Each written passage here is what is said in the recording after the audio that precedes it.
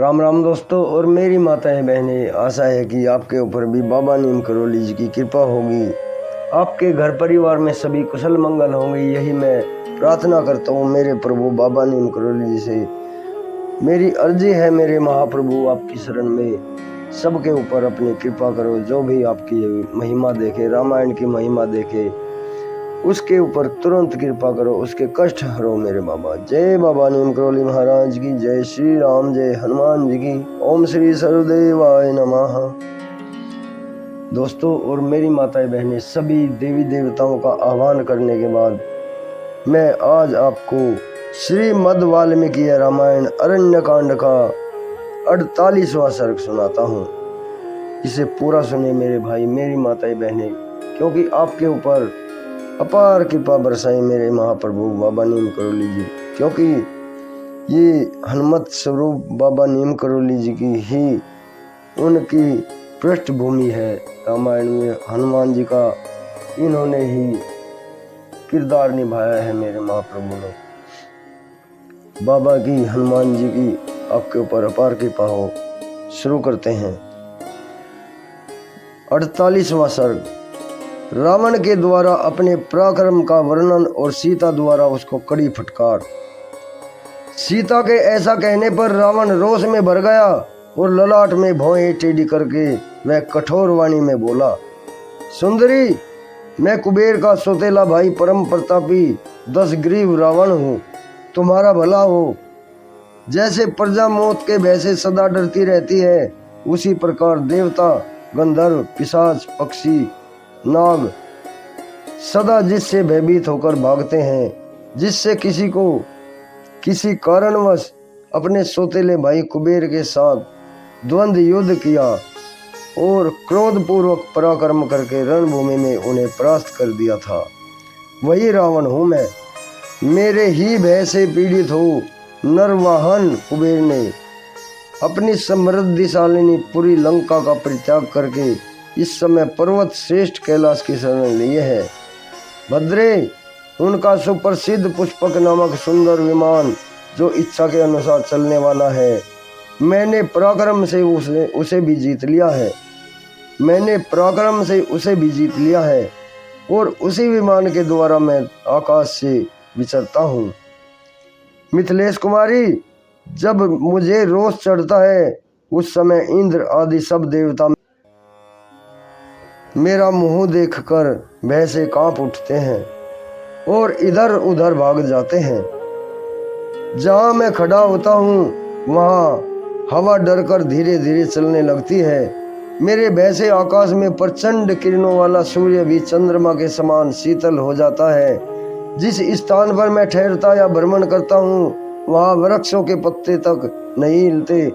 नदियों का पानी स्थिर हो जाता है। समुद्र के उस पार लंका नामक मेरी सुंदर पुरी है, जो इंद्र की अमरावती के समान मनोहर तथा घोर राक्षसों से भरी हुई है।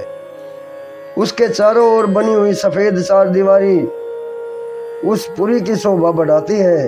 लंका के महलों में दालान, फर्श आदि सोने के बने हैं और उसके बाहरी दरवाजे वैदूर्य में हैं। वह पुरी बहुत ही रमणीय है। हाथी, घोड़े और रथों से वहाँ सड़कें भरी रहती हैं। भांति भांति के वाद्यों की ध्वनि गूंजा करती है।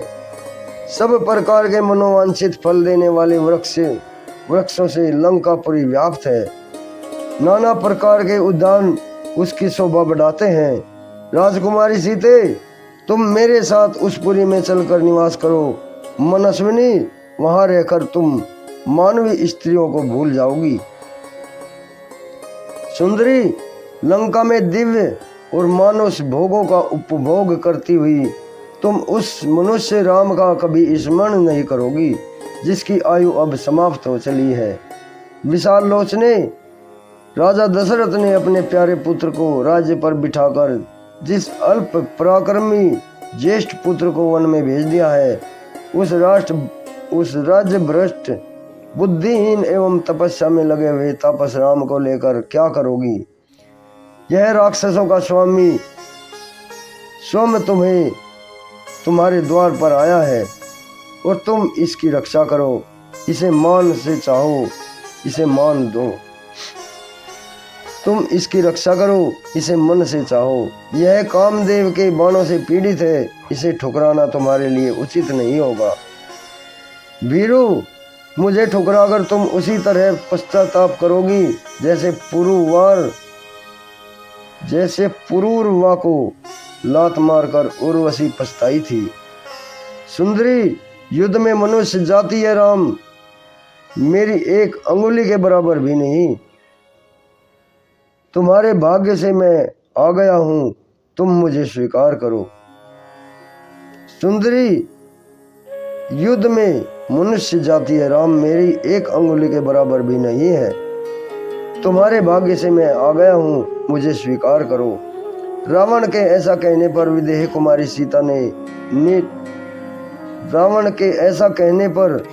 कुमारी सीता के नेत्र क्रोध से लाल हो गए। उन्होंने उस एकांत स्थान में राक्षस राज रावण से कठोर वाणी में कहा, अरे भगवान कुबेर तो संपूर्ण देवताओं के वंदनीय है, तू उन्हें अपना भाई बताकर ऐसा पाप कर्म कैसे करना चाहता है। रावण जिनका तुझ जैसा क्रूर दुर्बुद्धि जितेंद्रिय राजा है, वे सब राक्षस अवश्य ही नष्ट हो जाएंगे।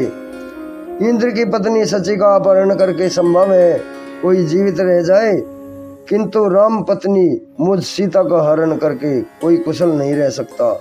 राक्षस वज्रधारी इंद्र की अनुपम